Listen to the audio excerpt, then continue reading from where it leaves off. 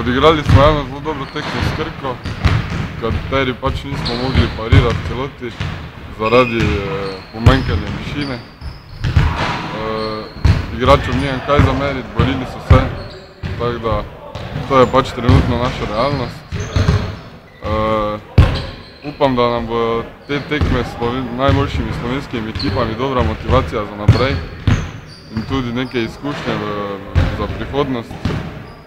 Rad bi pohvalil na tej tekmi še posebej Darjana Frasa, ki se je zelo izkazal, in upam, da bomo ta tekma dala motivacijo za naprej in tudi ostalim igralcem, da bo to neka dodatna motivacija.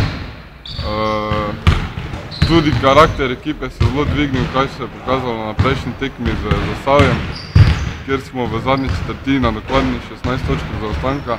Tako da stvari gredo na boljše, počasi moramo vztrajati in pol bo tudi rezultat in neka boljša individualna sposobnost igralcev bo tudi prišla.